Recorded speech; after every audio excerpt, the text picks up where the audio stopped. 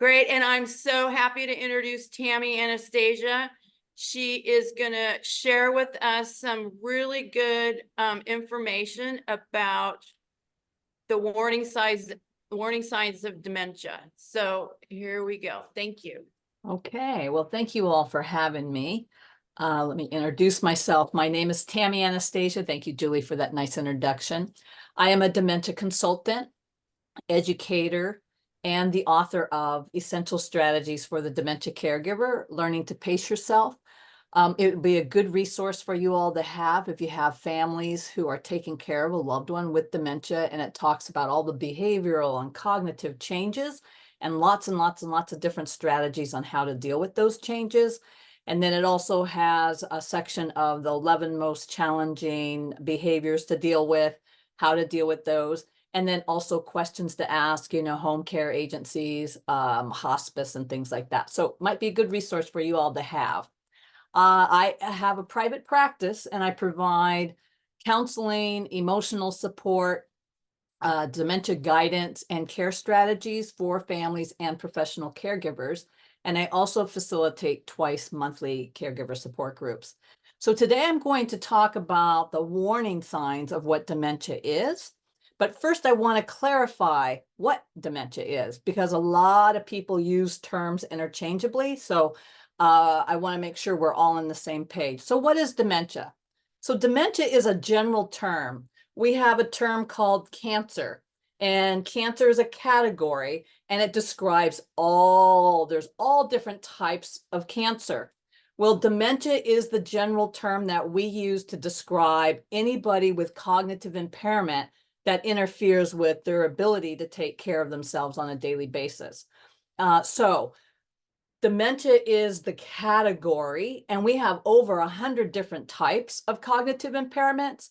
So the four you hear the most about are Alzheimer's, Lewy body, vascular dementia, and frontal temporal. Those are the diseases. Those are the cognitive impairments and type of cognitive impairment. So think of dementia as a general category, like cancer. Cancer describes all different cancers. Dementia is the category we use for all different types of cognitive impairment. The cognitive impairment has to be severe enough, though, that it interferes with daily living. That's the key. Then, do you think dementia only affects memory? So I'll get phone calls, I don't think my loved one has dementia because they can still do A, B, C, and D. And the answer to this is no. Dementia affects language, reasoning, thinking, processing information, problem solving, judgment. Their mobility will be affected, executive functioning is going to be affected, and they'll have visual spatial perception problems. So when people tell me, oh, I don't think my loved one has dementia, I know to ask, tell me about their ability to reason, tell me about, their thinking patterns. We'll find other issues. So it doesn't just affect memory, it actually will affect every functionality in the long run as it progresses. Then the other thing, do people with dementia have control over the things they say and do? And the answer to that is no. They will blurt things out. They may say things that are inappropriate, make no sense, that could be insulting, embarrassing, and know that they don't do any of that intentionally at all. Actually, they lose the ability to censor or filter the things they say and do. So for families, oh my gosh, they're humiliated, they're embarrassed. Please know that people with dementia just blurt out whatever because they've lost the ability to censor or filter information. And then, do you think people with dementia are aware of their limitations? I get a ton of calls. My loved one's in denial. We've told her a million times. It is not denial. There is 60 to 80% of people with dementia, if there's damage behind their forehead or behind their ears, which is the frontal temporal part of the brain, that is where self-awareness is stored, and nothing in the world's going to get them to see what they can see because they can't see because there's damage in that part of the brain. I'm visually impaired. There's nothing in the universe that's going to get me to see what I can't see. Well, that's the same thing with people with dementia. It's called anosognosia. It's a medical term for when people have damage in the frontal or temporal part of the brain. If they're not aware of their limitations, it's most likely because of the brain is being damaged. So please know that they're not in denial, that most likely there's damage in that part of the brain and they can't see what they cannot see. So let's talk about warning signs you all may encounter. So of course, memory loss, and we're talking memory loss. You're having a conversation with them and they can't remember anything that you just said. And they may even reference something from years and years and years ago. But short-term memory loss is going to be kind of obvious because you just had a conversation and then they're going to ask you immediately about that. So there'll be repetitive questions. They'll ask the same questions over and over and over. And you're thinking, gosh, are they just not listening? No, this is probably, again, signs of some impairment going on. And then they'll ask irrelevant questions, questions that are out of the blue, just so off topic. Like you're just kind of like, where did that come from? So they'll ask these irrelevant questions based on kind of the scope of the conversation. They'll just kind of go out to left field. And then there'll be inconsistencies in what they say. And that's really important to really listen to. Are they consistent in the messaging? Are they consistent in what they are telling you? But we'll see a lot of inconsistencies.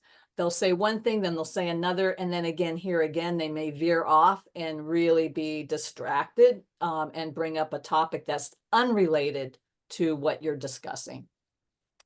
And then they will fixate on a situation, and it's very, very, very difficult to redirect their attention. I say they kind of get stuck in a loop, and it's very hard to redirect them. So you could see them just sort of obsessing about this one thing over and over and over, and you can't redirect them. You can't get them out of it. I'll age myself. Remember the old record players, and you had the needle? And the needle got stuck in the record player and I went, oh, and it got stuck and it got stuck. Well, that's kind of what's happening to the person's brain when they have signs of cognitive impairment.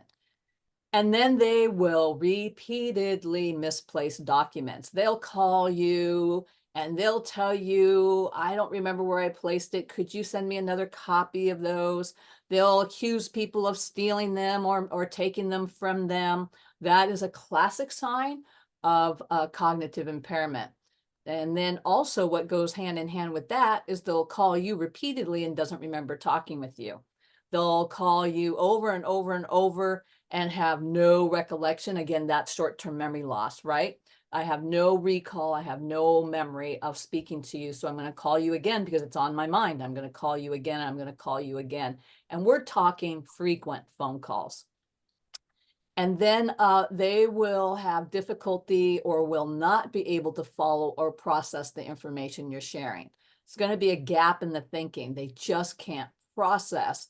And the way they'll kind of work their way through that is you'll see a lot of nodding, or you'll see this blank stare or this kind of confusion of, I'm not really sure what you're saying. So you'll really want to pay attention to their body language. Their facial expressions will kind of clue you in. And you can just simply ask, right?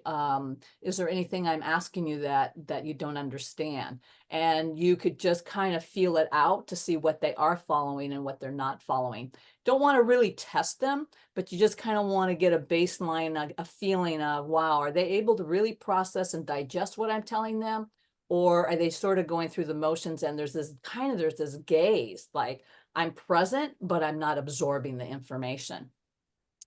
And then really will get confused about appointments. And we'll see this a lot. They can't keep their calendar straight for the life of them. And that's the executive functioning that is affected. They can't keep track. They can't plan. They can't schedule. They can't keep track of appointments. They get their appointments mixed up. They show up on the wrong day. They don't show up at all. So that will be a warning sign. And then they'll get lost. It's someplace that maybe that they've gone to. Let me reference getting lost. There's all of us at sometimes we're distracted or we're preoccupied and we're going to go past the turnoff that, oh, darn it, I missed the turnoff. That's not what I mean by getting lost. That just means you were distracted. Getting lost is I am going to and from a familiar place and I'm getting lost. I don't know how to get home. I don't know how to get there, but it's a very, very familiar place. And that's the difference between us getting distracted, going past our turnoff versus I am disoriented and I don't know how to get home. I can't tell you how many people I'll have a session with, a family caregiver, their phone will ring and they'll be like, oh, my wife is lost. She's at the shopping center and doesn't know how to get home. Well, then I have a conversation about, well, you know what? We're at the stage where your wife should not be driving and we have to deal with that. So it has to be, again, it's a really familiar place and they are just getting lost. They've come to your office many, many, many times and now they're lost. Another warning sign is you might see changes in personality. Now, for you guys, it might be hard to know that change in personality because you're meeting them for the first time. So you may not know them well enough to know if there's a change in personality, but you might start picking up on little things that might just seem off. And then we can always check it out with the family or check it out with somebody that knows that person well, just to see. And I mean, it's going to be off. And what I tell everybody, including my family caregivers, if your gut tells you something seems off, trust your gut. We may not know what it is or why it is, but let's go and see if we can kind of figure out what's going on. So trust your gut. If it feels off, let's explore a little bit and see what might be going on. And then poor personal hygiene. So here again, you may not have a lot of interaction with the same person or have an established relationship over time. But here again, the poor hygiene is going to be, they might have a little body odor or their clothes, they're going to look a little disheveled. You know, there's going to be something kind of significant off in the personal hygiene. You just know this person isn't well kept to some degree. I hate to say it, but you'll also, a lot of times, you might have a urine smell. You might smell a urine, will be a clear indication that something is off. So these are just some of the warning signs to kind of keep in mind. And what you need to know are the hallmarks. So the hallmarks of dementia are this. The symptoms will gradually get worse over time. So when you start observing something, I'm going to encourage you to write down what it was, because you're going to have some data that's going to be probably pretty useful for you if you should need it. So this isn't going to be like, oh, they had a bad day or they're really tired. You're going to see it's not going to go away. But the problem is in the early stages of dementia, it's so gradual that you kind of do want to keep track, because what happened 2 months ago, you might just blow off, but you know what? It's raising its head again, and we're going to want to keep track of that. The other thing is that the symptoms are often out of character for the person, especially someone, let's use the scheduling, somebody who's so meticulous about their calendar. I am that way. If all of a sudden I couldn't keep my appointments straight, you'd be concerned about me because I've always been on time. I have my calendar, and now this person is just, you're going to think, wow, what a flake, you know, what's going on? So you do have people who are not good with appointments, but we have people who are very good with appointments, and now they can't keep track of anything. With people who aren't good with appointments, what you're not going to see with that is this repeatedly messing up. It's the repetition of messing up that becomes the red flag. It becomes something that really happens frequently. It's not, oh, I screwed up this time or I messed up that time. You're going to see they cannot keep track of their appointments repeatedly or get very confused. They'll often have more than one symptom. You have short-term memory loss is going to affect the questioning you're going to ask, is going to affect what you're processing, what you're not processing. There'll be repeated questions. They'll veer off. So you're going to see there's going to be some overlap in the characteristics. It's not going to be a symptom. There's going to be 2 or 3 things that kind of mesh together that you're going to say, something's off. So a lot of people, again, let's go back to, well, my loved one doesn't have memory loss. Well, that's okay. because some of the dementias present entirely differently, and memory loss isn't the first thing that we'll see. We'll see, again, confusion, poor judgment, their inability to problem solve, their thinking is affected, their language is affected. So we really are looking at the whole person, not just a small little memory issue. It's a lot of other things that are going on that could be affected. And then they will have, again, behavior or personality changes. I'll hear that quite a bit. You know, my loved one never used to swear. My loved one never used to do A, B, C, and D. I'm like, yeah, that has a lot to do with the damage in the brain, and they can't censor or filter. Or you'll find they get very impatient, very flustered, very, very angry really quick, because they're so frustrated that things aren't coming easily to them anymore. They're just frustrated that they can't do the things that they used to be able to do. And then the familiar is no longer familiar. This one you may not have experience with professionally, but I'm going to share this one anyway, because personally you're going to want to know this. When we say familiar is no longer familiar, they don't recognize what items are for or how to use them. So I'll give you an example. I have a client right now, and his wife is out in the backyard and she's digging, and she loves to garden. She's always been someone who loves to garden, but we're using a spatula as the shovel. So she thinks the spatula happens to be the shovel. I have a client, and she asked her husband, she had sprained her ankle. She asked her husband, could you go and get me ice out of the freezer? And he came back with a towel. So this is called misidentification. So they misidentify what objects are, and this is where we'll see they'll misidentify. They can't recognize, familiar people, places, or things. That's what's happening to the brain. They're misidentifying, and they don't recognize the familiarity. Another one recently, actually, I had a client call, and his husband, the husband brought his wife. They always go to a local supermarket, and they always shop at the supermarket. The wife came in and said, oh, this is a nice shopping center. This is a nice store. Have we been here before? So those are things that are going to say, something's way, way off. I think of it this way. One of the easiest ways to remember is that people with dementia cannot retrieve information. They're unable to retrace their steps. So I'm going to put you all at rest right now.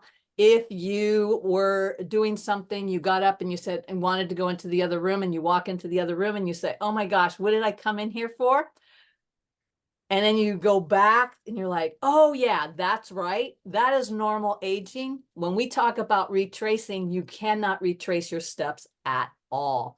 So a lot of people think, oh my gosh, I went into the other room, Tami. I can't remember what I went in there for. And I'm like, no, don't worry. You don't have dementia, because you can retrace your step, right?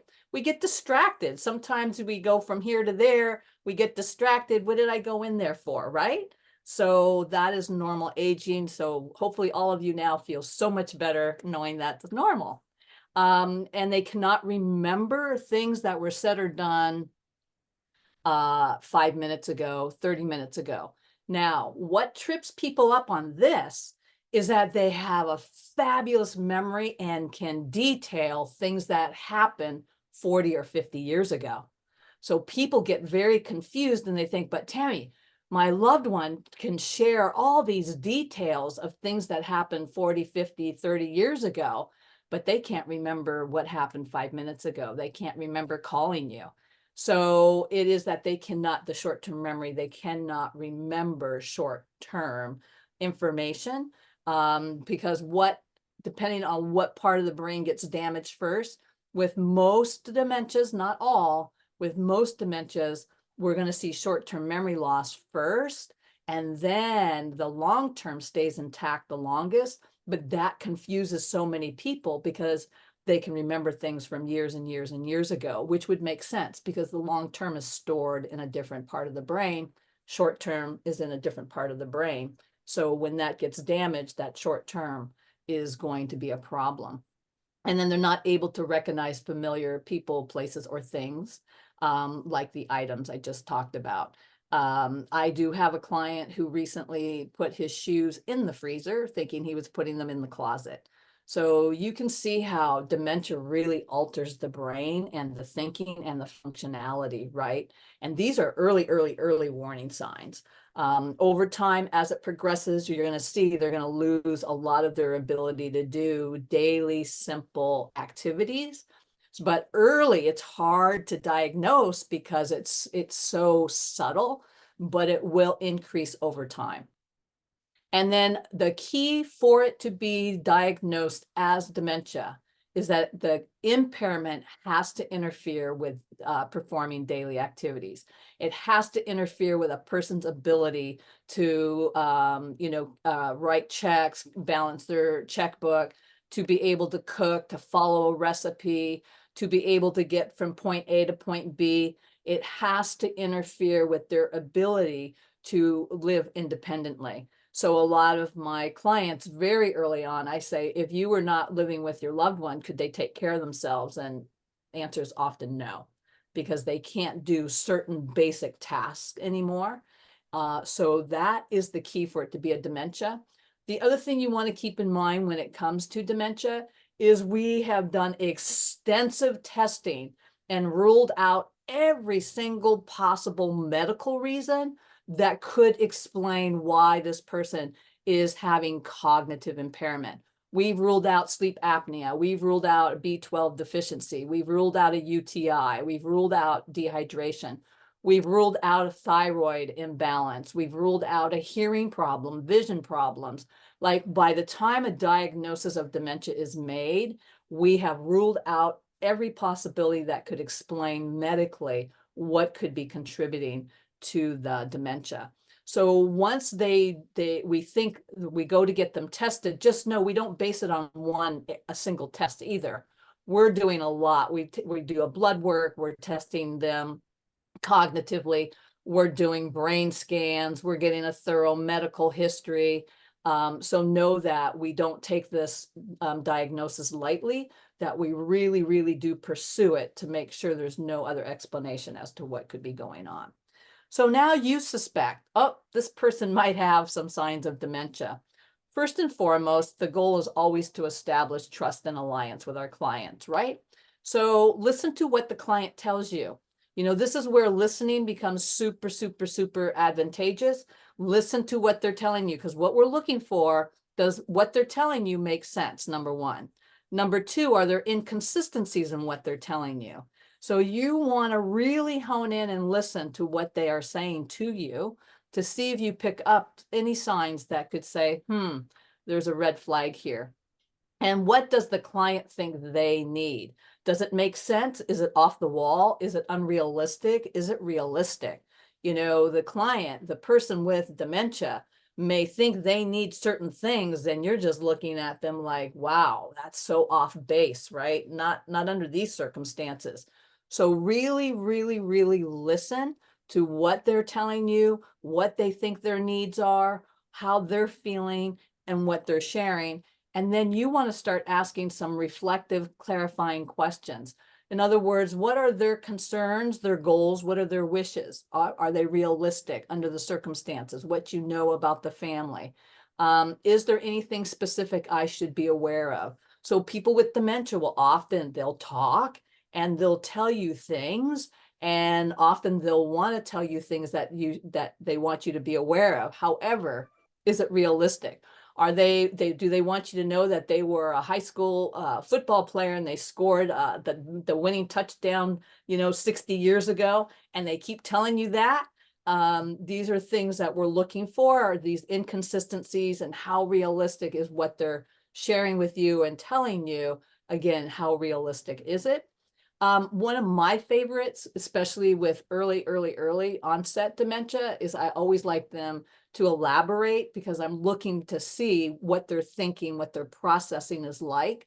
So can you tell me more about? And it's a beautiful way of drawing information out. And it's a beautiful way of, again, looking for consistencies or inconsistencies in what they're saying and what they're thinking. I'm looking to see how they're processing information. I'm looking at their language. I'm looking at their ability, how they're thinking, and what's realistic, what may not be realistic.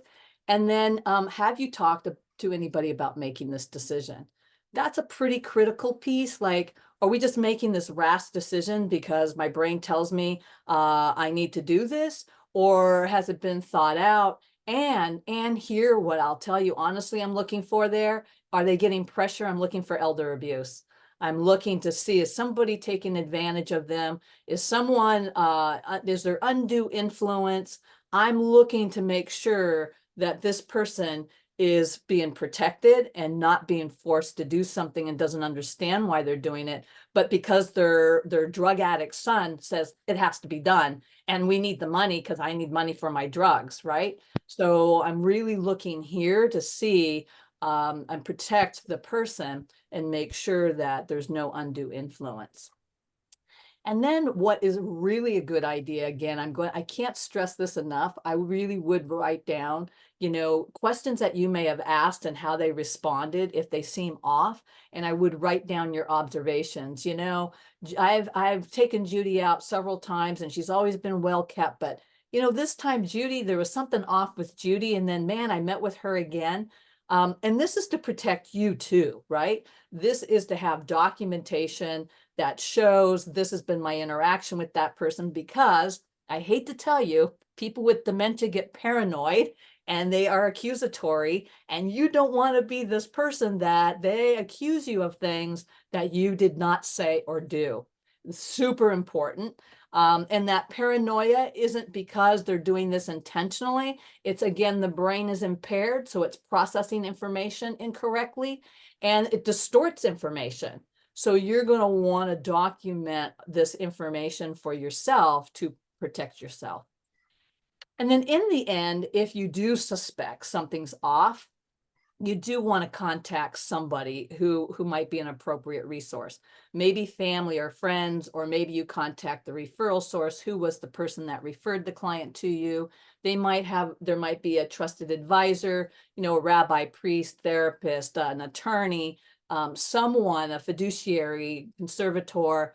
And you may want to find out too, again, a medical doctor, and then myself, or sometimes we really do have to report APS. Not my favorite thing to do, but Adult Protective Services. So for you guys, you do have to think about, we do have confidentiality, we have to think about, we have our ethics, we have to think about, but then we have this looming thing that we're all aware of in this industry, is the elder abuse. And the percentage of elder abuse that's being caused by other family members or the caregivers becomes problematic. So these are just things to keep in mind. But if you suspect, I would really reach out to an appropriate contact person and just say, hey, these are my observations. These are some things that I've noticed, and just put it out there. And I always say, let them be mad at me for the wrong reason, for the right reason, right? Rather than not share. Because, okay, great, I'm glad we could rule it out. Oh, they have sleep apnea. Okay, great. But if I suspect something, we do have to look out for our clients and in their best interest. So those are the warning signs, and then what you guys can do. And then I'm going to summarize by having us all read this quote by Leo Biscaglia together. I always like to end my presentations by doing something together. So on 3, would you read this with me out loud? So 1, 2, and 3. Too often we underestimate the power of a touch, a listening ear, an honest compliment, or the smallest act of caring, all of which have the potential to turn a life around. So thank you all for what you do, and I will stop share. Oh, real quick, how can I help? These are a few things about my services. I do professional consultations. I work with families a lot. I do one-on-one counseling with the person with dementia if it's early on, but I do a lot of family counseling and family caregiver support. And then also I'll help put a care plan together. And I do on-site consultations and assessments. And I also provide the cognitive and physical stimulation for people with dementia. And then these are the several people who do refer to me. So thank you all for giving me this opportunity to speak. And I will stop share. Whoop, let me show you thank you. Why don't you leave the contact information up? Yeah. Let me see if I can go back. Leave it there, Skip? Yeah, I think so. That's Okay. good. Okay. All right. I will be happy to answer any questions if I can. Anybody have any questions? One in the chat. So I can't read the chat. Can somebody read the chat for me, Skip or Julie? Yeah, so Dee wants to know, where do you think dementia comes from? Oh, well, first of all, we all have a genetics, right? I think it's a multitude of things. I think our environment for sure contributes to it. The number one risk factor is age, obviously, because as we get older, but I honestly do want to say risk factors do not equal causation. That's super important to keep in mind. What increases our risks doesn't necessarily cause dementia. So that is the $100 million question that all these researchers are trying to find out. But I think there's a lot of variables to it. You know, our physiological makeup, how we process stress. I think our environment plays a big role in it. The highest percentage we're seeing of increase is in people under age 65. So where's that coming from, right? And that's early onset when we get a diagnosis under the age of 65, and we're seeing a huge increase in that happening. So that is the $1 million question that everybody is trying to research and figure out, because there's so many variables. And it doesn't matter. You have people in fantastic health who are vegan, who are exercised their whole life, and they get dementia, right? You have someone who's overweight and smokes, they don't get dementia, right? It's the unknown. Why do people get cancer, right? Why do some people get cancer and some people don't? I don't think we cannot pinpoint one specific thing. I think there's many variables that we have to take into consideration. Any link to heredity? So researchers are looking at that right now. It's very, very, very, very, very, very small percentage. Where we see that is more in, I think it's the frontal temporal, but researchers are still looking into that. But right now, there's nothing concrete that says yes across the board. It's still unknown. Do you have an observation about the link between cholesterol and otherwise statin medications and how So they connect let with me answer dementia? that. Let me go back to something and answer that. What was I saying? Oh, genetics. Let me go back to that. So what if you have a family member who has dementia, it increases your risk. But here again, increased risk does not equal cause. So people are so worried. And I think we got to differentiate between risk. Yes, higher risk. I have vision loss. So my risk for dementia is going to be very high because I have vision loss, right? I have family with dementia. So my risk factors are higher, but I don't necessarily think I'm going to get it. And, you know, I'm going to hope I don't, but my risk factors. So now let me answer your question. Here's what you want to pay attention to. There are medications called anticholinergics. Those are the medications you want to try to avoid because they actually interfere with cognition. So anticholinergics are, and you're going to want to look it up. You know, any of you on medications, look up what you're taking and see if it's an anticholinergic, because your Benadryl, your Dramamine, some bladder medication. There are medications that are anticholinergics, and you would want to try to stay away from those things. Yeah, because they block what is necessary for the cognition. And so you will want to see, are you taking any medications that are anticholinergics? Antipsychotics, those are a lot of anticholinergics as well. Can you spell that for us? Oh God, anticholinergic, ANTICHOL,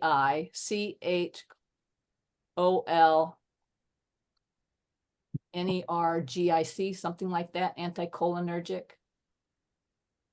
There's a scale called the ABC scale or the Beers list, B as in boy, EERS. That's usually where we can find that information in an ABC scale or the Beers list. Yeah. What's beer? Can you spell that one? Beers? Be like beer? Yeah, like beer B-E-E-R. plural. Yeah, like drinking beer plural. I BEERS. still wine beers list. Beers list. Yeah, and too much I know, alcohol can interfere with cognition too. Right? No. I Yeah. had Yeah, uh but you're really looking at the anticholinergics. You would be amazed. So when I have to fly, I have to take Dramamine, and if I'm doing a speaking event, I have to fly and get in town at least one full day before I go on because I need to get that Dramamine out of my system.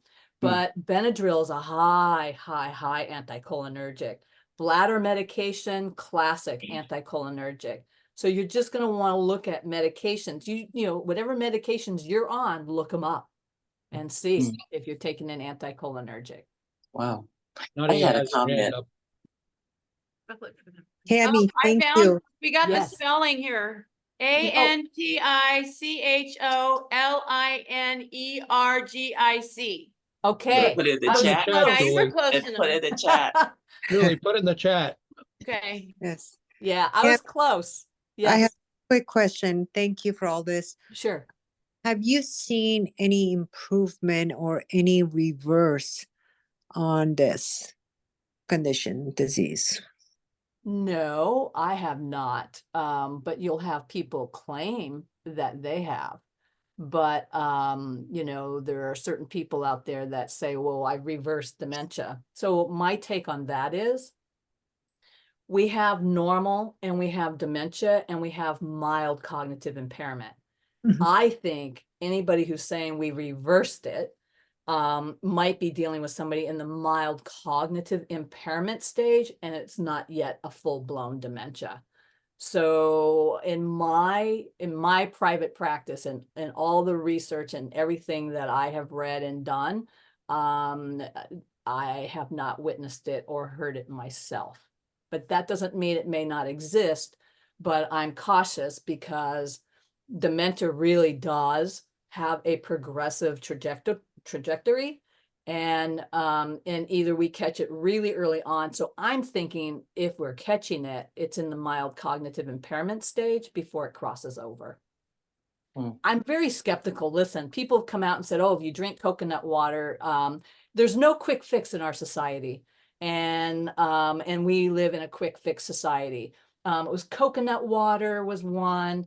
Now I've heard a few other things and I'm like, you know what? If it was that simple, why aren't we all on it? I know we see the Prevagen, right? Well, shoot, if it works for everybody, why aren't we all taking it? You know what I'm saying? I think we have to be very cautious about what we're hearing. And, you know, one of the best things I learned in graduate school is in my research methods, who's supporting the study? You know, pharmaceutical companies, who's supporting Prevagen? Like, who is supporting this documentation? Because you're going to find there's a connection often, and they can spin whatever study they want to support whatever outcome they want. So I'm very skeptical. I'll be open-minded, but I'm very skeptical when I hear that we have figured it out until I see the true science behind it and I see who's funding the study. So Nadia has her hand raised. Go ahead, Nadia. So I asked my question. Thank you so much. But I also wanted to know about the book. Is that something that you have written? Is it something that I could get on Amazon? Yes. Yes to both. It is a book that I wrote. I wrote it based on my private practice. I see repeated things being an issue, repeated themes, and so it was a book that I felt these people go to the doctor's office. The doctor says, well, your loved one has dementia. See you later. And people are like, oh my God, what do I do? So yes, and my book can be purchased on Amazon. Thank you for asking. Thank you. Micklin? Yes, I had a comment. First of all, I'm one of let's see, there's several of his cousins and we had our family on the father's side had 8 brothers and sisters. 4 of them did have dementia, 4 did not.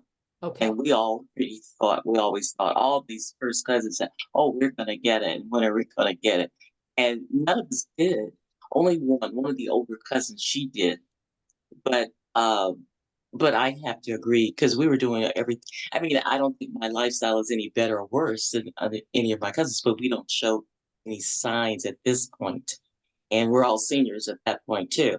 And right. the other deal was, I wanted to know because I think people use dementia and Alzheimer's interchangeable. They And do. I understood that Alzheimer's was the actual shrinkage of the brain. That is absolutely correct. The name of the Okay. disease in dementia. But dementia is the umbrella, right? The dementia is the category. Breast cancer, cancer in the breast. Alzheimer's is what does shrink the brain. And that's where we see those plaques and the Hmm. tau protein. So you're absolutely correct. Alzheimer's is a form of dementia. Dementia is the category. Dementia is the umbrella. You're absolutely correct. But there's different stages that you can go under because Lewy body is one, and I've heard so many different ones. And I guess it's just like cancer, breast cancer, lung cancer, That's right. throat Right. cancer, whatever. Right. So yeah, so that's what kind of throws me. And Yeah. do you treat or go into the different ones of different types of dementia? Yes, I'll see people with all different types of dementia. And there's over 100 different types of dementia. Wow. I mean, people don't know that because the 4 you hear the most about are, okay, you've got Robin Williams, Lewy body, right? Then you Mm, have Bruce Willis, frontal temporal. You hear Alzheimer's all the time. Then we have vascular dementia, which has to do with the circulation. But yes, I'll treat my clients are the families who are family member who's taking care of a loved one with dementia. And I just go by whatever the symptoms are because there's a lot of overlap in the symptoms. But when you go to treat medication wise, somebody with Lewy body wouldn't do well with certain medications. And so it's really important we kind of know what type of dementia are we dealing with so that medical doctors know how to treat it and we don't mess up on the medication. But I'm all about the behaviors and the symptoms and what they're exhibiting, what they're saying, what they're doing, and helping to support caregivers on how to deal with all those changes. And then I'm also helping support the caregivers with what they're going through. I mm, mean, it is a challenge and a half. And right. so for them emotionally, what goes on for them, I provide that support for them as well. So it's the support emotionally as well as strategies on how to deal with all of these changes that can change on a dime. This is called the long goodbye because eventually they will die of the disease. That is correct. That's sad. Yeah, I, very. oh, yeah. And, so one of my clients, it's a lovely term, actually. She said, Tammy, I'm really a married widow.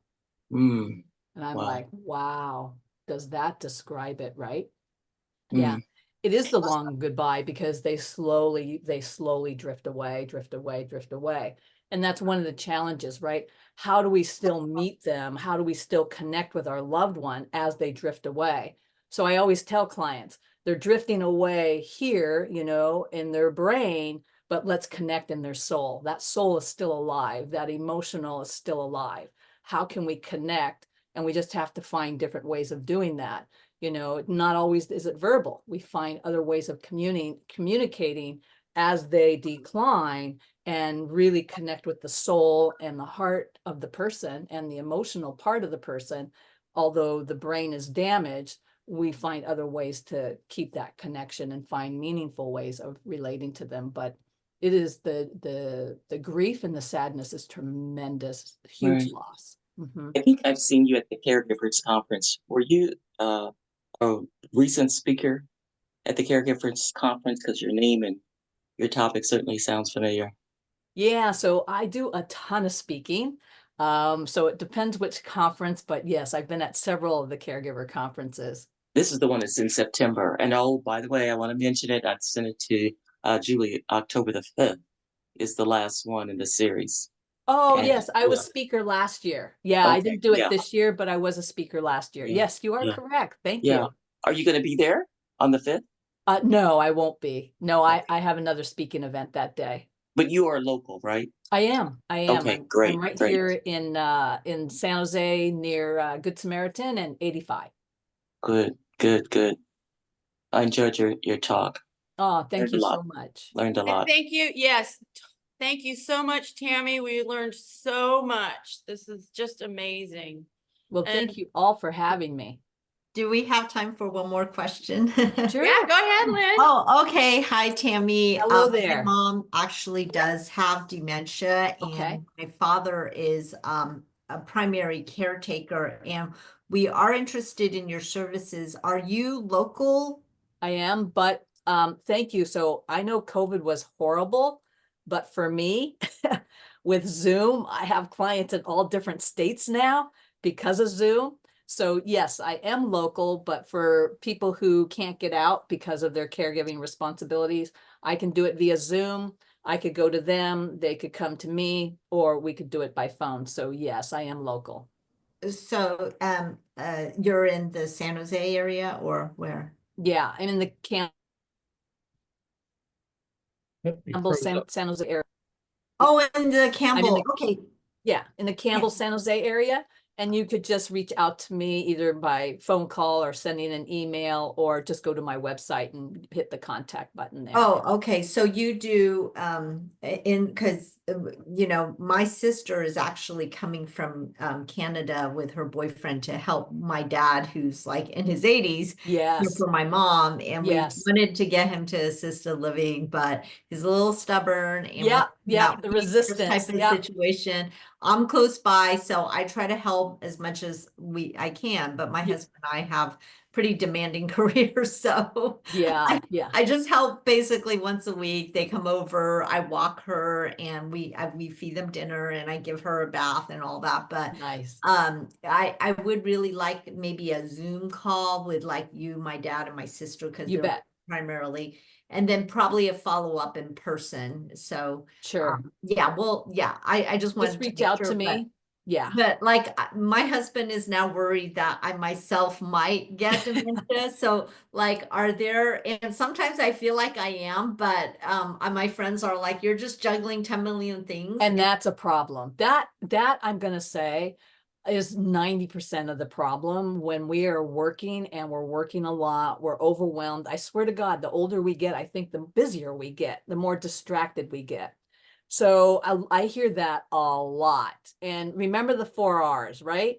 Do you still recognize? Do you remember? Can you retrace? And can you retrieve? And those are really the things. But I get calls all the time. I think I've got dementia and I'm losing it. And I'm like, no, you don't have any of those signs yet. But when you have, and it's in my family, when you have someone who has dementia, it is in the back of your mind, but don't live in fear of it, because what a shame that we should be living our lives, live the fullest life you can. If you get dementia, I promise you we'll take good care of you, but living in fear can just really allow you not to really live your best life, and don't let that get in the way of living your best life. Mhm. Yeah. There is genetic testing now that you can do, that they've started doing. So, I get that question all the time. I'm all, it really depends. Is it going to be helpful information, or is it going to hinder you living your life? Are you going to, so that's an individual answer, but people are exploring that. But what makes me the most sad is the people who live in fear of getting it, and they're not living their full life. Live your full life, because you know what? You don't know what could happen anytime. So the day I go, I want people to know, wow, she enjoyed her life. Nadia, Yes, So, wait, sorry, Tammy, one more question. I just purchased your book. I'm sure I'm gonna learn a lot, but I wanted to know, what is your website you mentioned? Oh, it's www. I guess I should have kept it up. www.Tami, Tami, Anastasia, ANASTASIA.com. Wonderful. and I'll have all the details in the bulletin for you to be able to access. Thank you. And I have one Just last, one more question. Oh, one last, I promise. And that was, now you made me forget. Oh, That's not dementia. You got distracted. I did. Thank you. Thank you for that. But there is a client that I was working with. I was introduced to her by another client, so I don't know her as well. Both of their husbands have dementia. The one is very mild and he seems to get along pretty good, but he's slowly declining. The other one is very violent. And I'm almost afraid for the wife. I Yeah. was sending her stuff, inviting her to stuff, and this and that. And then she got so overwhelmed. She said, please, I don't want to hear from anybody about anything. And when he showed up, both of them showed up at the thing we were doing at Westmont Community a Center for an event. And he was almost belligerent from the time he walked to the door. And I'm almost she said she got there late because he can't get up, he can't get on the freeway. He can't go over a bridge. And it was, I mean, I feel for her. And I Oh, said big to time. myself, and it's just the word just came out of my mouth. He is killing you, Yeah, killing you. yeah. And it's and I, you know, I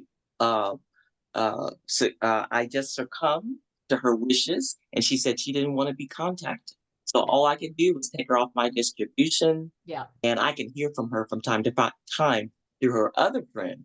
But I'm really afraid for her because a lot of caregivers die before the ones that they're taking care of. You bring up a very good point, and I hate to say it statistically. You want to hear what that statistic is? Yeah, what? 63 to 67% Wow. of family caregivers pass away before their loved one Mm. because of the stress and the toll it takes on them. Yeah. Yeah, it's super high, which is why I do what I do. Because if I can prevent that from them being another statistic, then that's what I'm going to try to do. That's why I a wrote my whole book. nother, yeah, that's a whole nother subject. Oh, and yeah. we do address that subject, particularly the care of caregivers Yeah, Yes. and the resources for that. Yeah. yeah, yeah, yeah.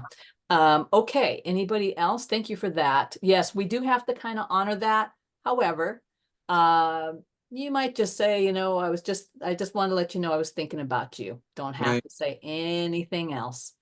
Okay. Okay. Thank you. Yeah. Well, we really appreciate your time, the information. Again, I will have all of her contact information in the bulletin that you can have as a resource. Yeah, so Skip, do you have anything to say? Not really. I just wanted to point out, though, that dementia is kind of the redheaded stepchild of all the diseases. If you look at cancer, heart disease, et cetera, they get tons of funding, Yeah, while Alzheimer's is just lagging woefully behind. yeah, We can't get any traction with the government to do funding for it. So we need things like the Alzheimer's Walk and all these other support groups and everything to bring awareness to people and make sure that they have these resources when they need it. right. And that's one thing. You're right, Skip, on that. You know, resources need to be made aware of, but more and more needs to be done. And I think that's going to come eventually because as we live longer, more of our politicians are going to get exposed to it. And this is what I think is going to increase it eventually. And thank God for Maria Shriver, right? She's doing what she can and she's put it on the map. But you're absolutely right. I think until it becomes almost crisis mode, but we hate to wait till it's crisis mode, but it's sort of like how things operate. Well, why do we have to wait until it's a crisis mode? But unfortunately, see, unless you're in the trenches, you have no idea what it's like. You just can't fathom what it's like. But once you're in the trenches, oh my God, there's no erasing it. You see the intensity and the demands and the responsibilities.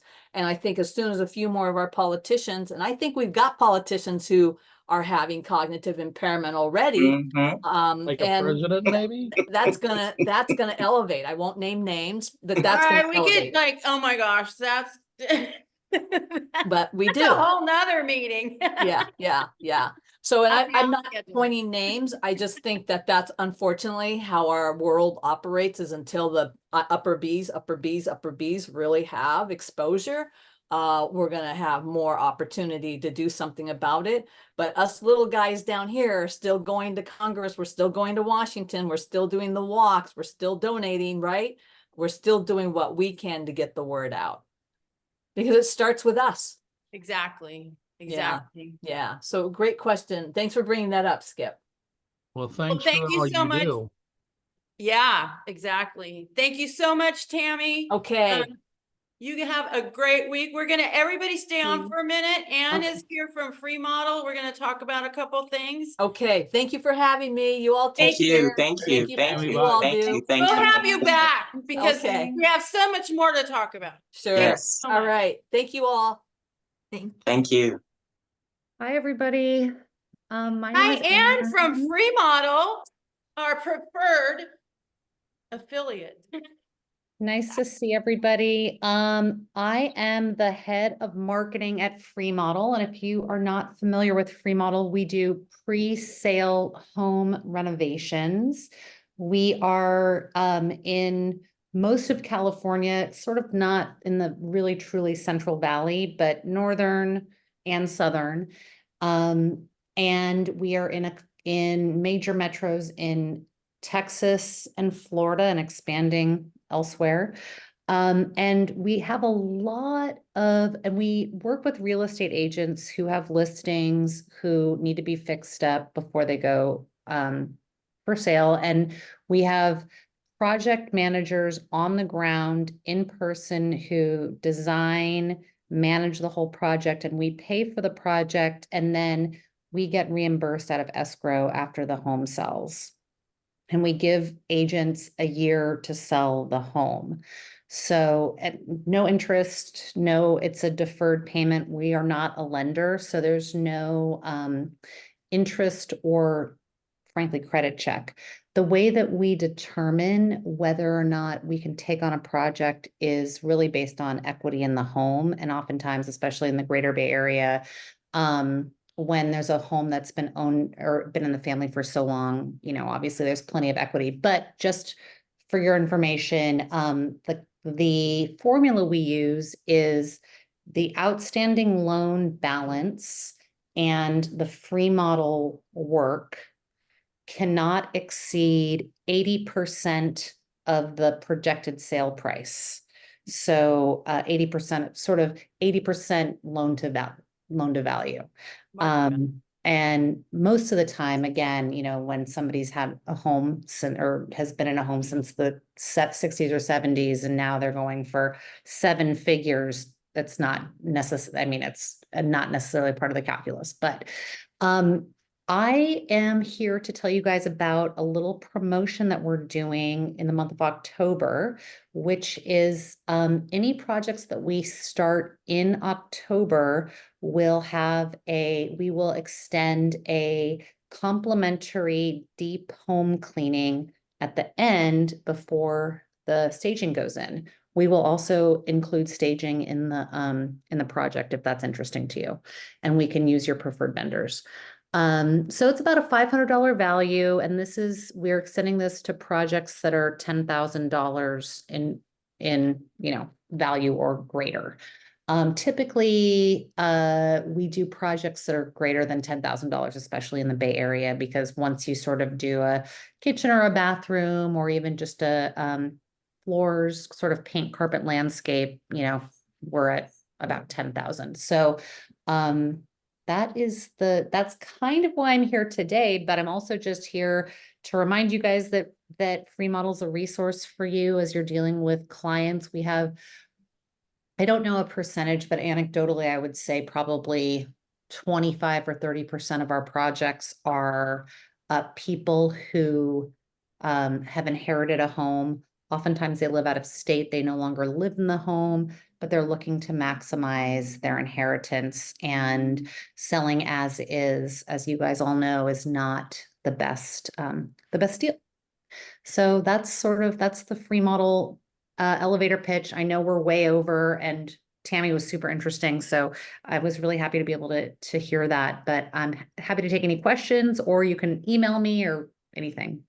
Well, and we'll have all of your information in the bulletin as well. And you are one of our, like, my preferred vendor resource for this, the concierge services. Yes, and one of your focuses, and this is what I talk about with my colleagues and with clients, is working with senior homeowners and families of senior homeowners. That's what we do. And in particular, trusts and probate. Mhm. And you're very well versed in that. Not every concierge company is. And Yeah. the timelines, the requirements, everything. So I just wanted to point that out. Thank you. And like, Michelin's a probate specialist. So it's very Let's important, talk. and it's a very specific conversation that we have with the clients on that, and the opportunity to bring a home to market value so they can compete in the market and maximize the value. And it does go into my other little saying that I'm always saying is flip your own house. Exactly. So, exactly. Yes. Flip your own house and Flip get your and own get house. benefits. So anyway, I really appreciate that. That's really good Sure. to know. We're going to have you back again for like a whole hour because we need to update that. Yeah, for sure. I'd love For to. sure. Did Yeah. you have a question, Dee, or is your hand still raised from Go Tami? ahead. Yeah, Dee. Yeah, I did. I wanted to know, I know you said the minimum is 10,000. What's the highest you would loan for someone to fix up their home? We have done projects as long as it fits within that 80% loan to value that I just said. We've done projects as high as 500,000. Mm. So we will go in and really get in there. A lot of homes, of course, are cute little bungalows where the rooms are sort of small. We'll take out a wall. We will do permitting. We'll really make it lovely for the buyers. And then also the sellers get to, again, have a larger nest egg or How long inheritance. how long you been working with the realtor community? About 4 years. We started during COVID, and we're based in Burlingame. I'm sitting in my home in Burlingame. Our office is in Burlingame, but again, we have project directors who are local to the area, and that is kind of our secret sauce because they understand this isn't like a remote call center literally in Iowa where they're like, I don't know what a Bay Area house is supposed to look like. These are people who literally live in your community and know that a Spanish style home needs these kinds of finishes, or a craftsman home needs a different kind of finish. So we're not just going to go in and put gray LVP everywhere and just say, okay, it's done. It's really thoughtful, and they're great. And we actually have like 200 case studies on our website. If you go to freemodel.com, you can see projects, I believe is the link at the top of the navigation. And you can sort by the area that you are based in, South Bay. I think we do it by county. So you can kind of see some of the projects that we've done. We just helped somebody in Atherton sell a $9 million home, and we help agents sell, $650,000, $700,000 homes. So What's your phone number? well, my phone number is 415-717-4177, and I would be happy to chat with you. But if you have a project, the fastest thing to do is go to our website and click the button, Let's Talk, because we have really wonderful sales associates who will call you nearly immediately. But please call. I'm always happy to talk. I went to Michelin. I went go to ahead. REMOD LED. Oh, it's free, FREE Okay, MODEL, free model. thank you. Thank you. Okay, Michelin. Yeah, I've used your services. And in fact, one I was considering and it is a probate property, And I'm afraid that I want her to get as much money as she can. So we were talking about as is. But the other thing, you guys have to be, you are licensed contractors, right? Correct. Okay. Yeah. And the other deal that it fell through when the guy called me back, and he did call me back right away. It didn't work out because they had tax liens on the house. So Yeah. that was it fell through. Thank Well, you for, bummer. thank you for saying that. Yes, But that's good to know. Yeah, but we Yeah. will have people settle the liens and then come back. Yeah. Especially if it's something that's like, you know, if it's inherited and they didn't really even realize that there was a Yeah. lien. Yeah. You know, it's all, obviously, there's just so much stuff that's happening when somebody inherits a property that you guys all know much more, well, you know, much better than I do. But we will definitely try to make it as accommodating as possible, but the lien thing does need to get worked out before we'll enter into contract. Right. All right. Thank you. That's a great question. Thank you. Good to know. Edie, did you have a question?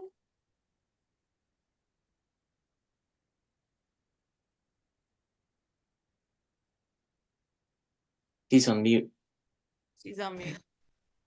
There you go. No, I'm taking it all in, but yeah, no. Okay, good. I All like right, your everybody. background. Oh my gosh, I know, But right? good Isn't that so information, good pretty? information. Yeah, I would love to come back sometime Yeah. soon. Thank you guys all. I don't want to take up any more of your time, but No, this is great. yeah. Perfect. All right, everybody, have a great week. Take Anybody- care. Stay, Thank you. everybody, October the 5th, Caregivers Conference, 1 West Campbell. Yeah, In I'm gonna put it in the bulletin. Thanks Good. for reminding me, Michelin. I will. Yes. Cool. I Awesome. look forward to talking to you, Dee, or find somebody on our website. We would be happy to take your call. Yeah, just put it up. Okay, thanks. Thanks, guys. Have a good one, ladies. Bye. You Bye-bye. too. Bye.